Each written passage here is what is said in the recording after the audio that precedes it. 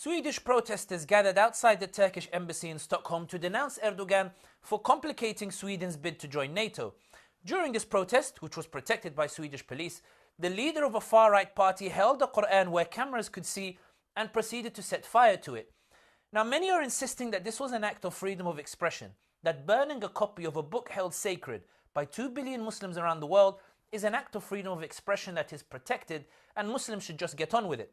However, the problem with this view is that it ignores and avoids the most important question.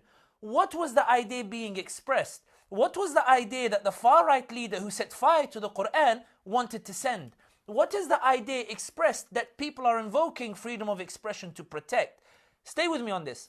The protest was about denouncing Erdogan for complicating Sweden's bid to join NATO. Okay, what does the Quran have to do with that? What does the Quran have to do with the differences between Ankara and Stockholm over issues relating to the PKK? Or Turkey's bid to pressure Washington to change its antagonistic attitudes and give concessions in exchange for letting Sweden join NATO, which is probably the real reason why Sweden's bid has been so complicated. What does the Quran symbolize within the context of Sweden's bid to join NATO that makes it a logical item of choice to burn in order to protest against Erdogan? Absolutely nothing. The Quran has no relation at all.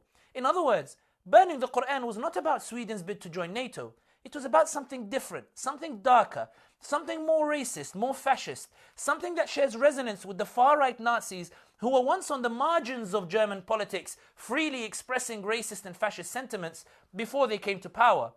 Worse is the Swedish Prime Minister's response. Instead of categorically stating that such fascist sentiments have no place in Swedish society and are against the principles of respect and tolerance, the Prime Minister instead presented a legal defense for the burning of the Quran. And this is why the important question is not whether this was freedom of expression, but what idea was permitted to be freely expressed. And suddenly, the reality looks much more racist and frighteningly fascist.